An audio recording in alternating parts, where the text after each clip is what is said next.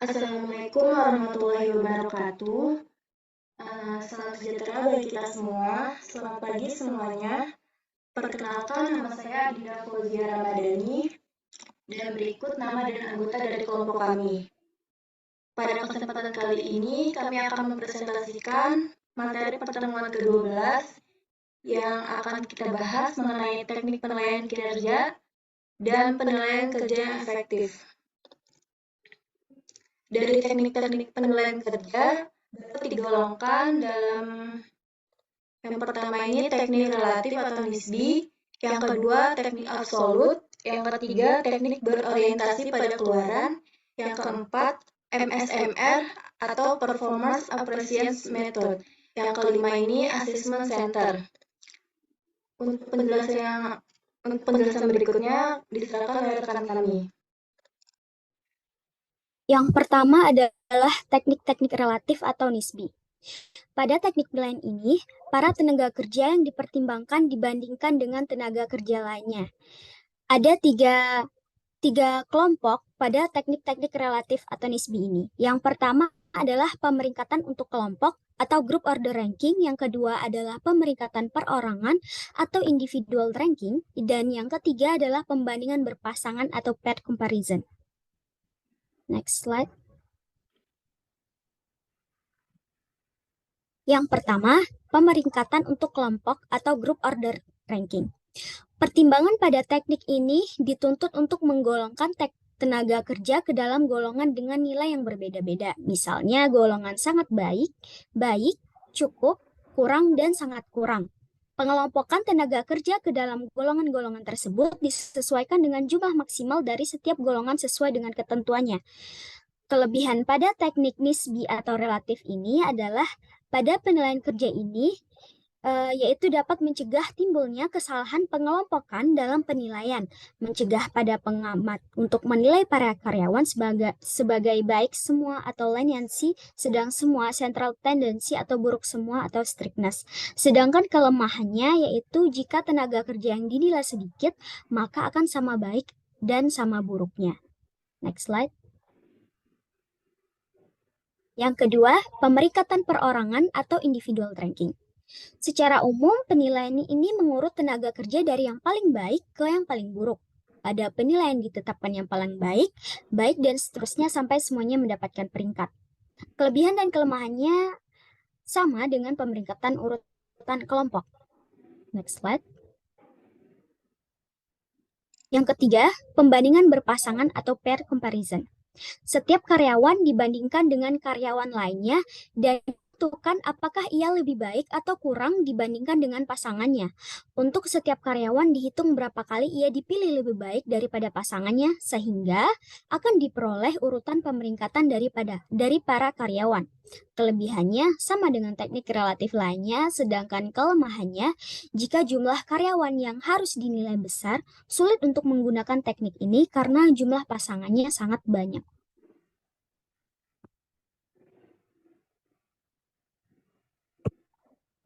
Teknik kedua adalah teknik absolut, yang mana teknik ini merupakan teknik penilaian karyawan yang menggunakan standar absolut, yang mana para karyawan yang dinilai dibandingkan dengan karyawan lainnya.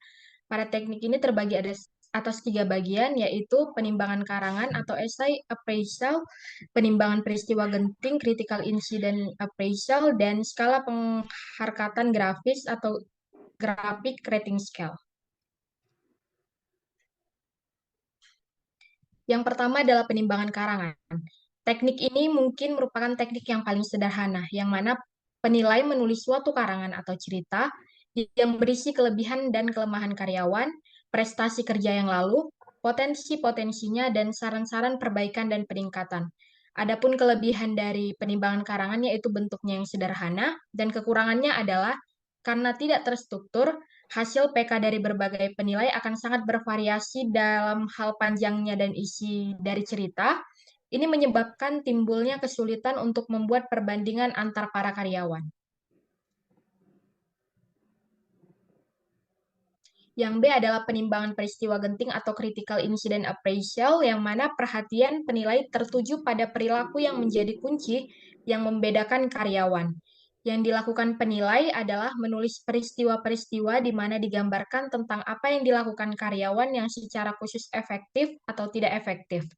Adapun kelebihannya adalah yang dinilai adalah perilaku efektif dan kekurangannya adalah dari penilai dituntut untuk menulis peristiwa yang mendesak secara teratur untuk semua karyawan setiap hari atau minggu.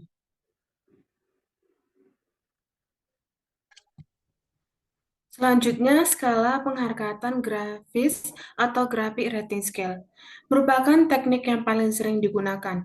Dapat digunakan untuk menimbang faktor-faktor pelaksanaan pekerjaan seperti kooperasi, loyalitas, keterandalan, pengetahuan tentang pekerjaan, kuantitas, dan kualitas kerja.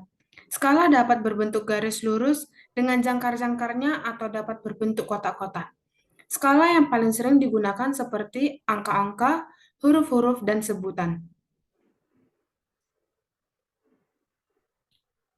Adapun kelebihan dari skala penghargaan grafis adalah, pertama, teknik PK ini tidak memakan banyak waktu untuk dikembangkan dan untuk digunakan. Kedua, dapat dibuat analisis dan perbandingan kuantitatif.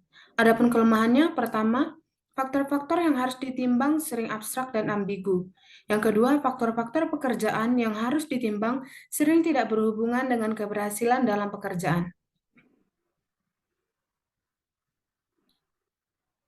D. Skala penghargaan perilaku yang dijangkarkan atau Behaviorally Anchored Rating Scale. Teknik ini mengkombinasikan skala penghargaan grafis dengan penimbangan peristiwa genting.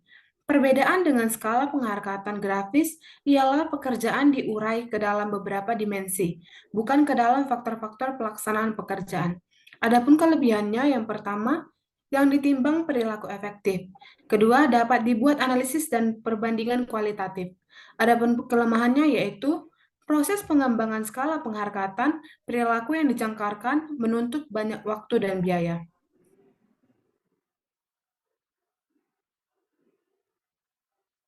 Untuk selanjutnya adalah teknik berorientasi pada keluaran, di mana teknik penilaian karyawan menggunakan sasaran-sasaran yang harus dicapai oleh karyawan dalam jangka waktu tertentu.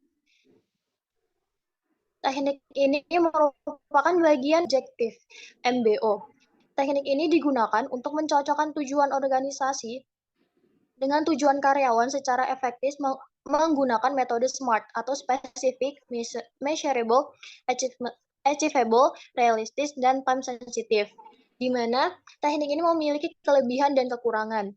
Yang kekurangannya yaitu tidak ada efektif dalam lingkungan di mana manajemen kurang percaya pada tenaga kerjanya dikarenakan manajemen mengambil keputusan secara otoriter dan mendasarkan diri pada kendali dari luar, di mana tenaga kerjanya lebih bersikap independen, bersikap dependen.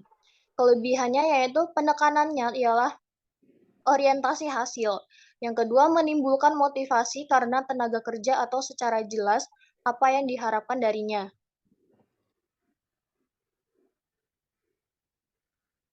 Untuk teknik yang keempat adalah multi-source multi-rater atau MSMR atau 360 degree performance appraisal method, yaitu membantu penilaian membuat keputusan yang tepat berdasarkan kapabilitas karyawan untuk dipromosikan. Umumnya memerlukan proses di mana seseorang karyawan dinilai berdasarkan berbagai dimensi perilaku atau kompetensi oleh manajer atau atasan, rekan kerja, bawahan, dan terkadang customer-nya.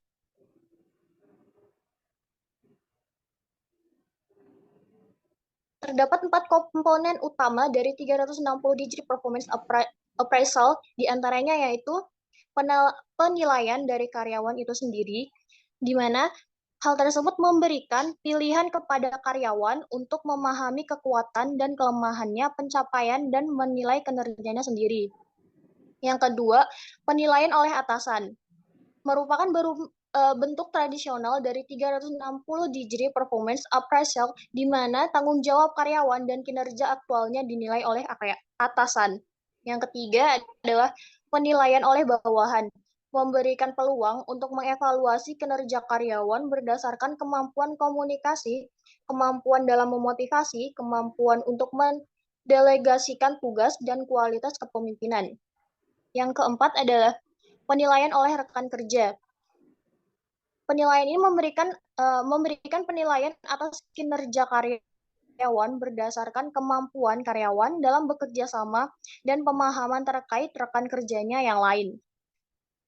Untuk penjelasan selanjutnya akan saya serahkan kepada rekan saya. Untuk yang kelima atau yang terakhir ada assessment center yang merupakan penilaian di mana karyawan dinilai oleh para ahli menggunakan teknik penilaian kinerja yang beragam seperti role playing, studi kasus, latihan simulasi, analisis transaksional, dan lain sebagainya. Tujuan dasar dari asesmen ini adalah untuk mengetahui apakah karyawan layak untuk dipromosikan atau apakah karyawan tersebut membutuhkan pelatihan atau pengembangan. Kelebihannya sendiri adalah untuk membantu penilai membuat keputusan yang tepat berdasarkan kapabilitas karyawan untuk dipromosikan. Sedangkan kekurangannya adalah memerlukan banyak waktu dan dapat mendemotivasi para karyawan yang memiliki kinerja yang buruk. Next. Selanjutnya adalah penilaian kinerja yang efektif. Efektivitas proses penilaian kerja ditentukan oleh dua hal. Yang pertama, keterampilan penilaian menggunakan teknik penilaian kerja. Sedangkan yang kedua adalah jenis teknik penilaian kerja yang digunakan. Hal ini ditentukan oleh budaya perusahaan. Berikutnya ada karakteristik dari penilaian kerja yang efektif menurut Mundi dan kawan-kawan pada tahun 2022, yaitu yang pertama adalah kriteria yang sesuai dengan pekerjaan atau job-related kriteria. Yang kedua, kinerja yang diharapkan atau performance expectation. Yang ketiga ada standarisasi atau standardization.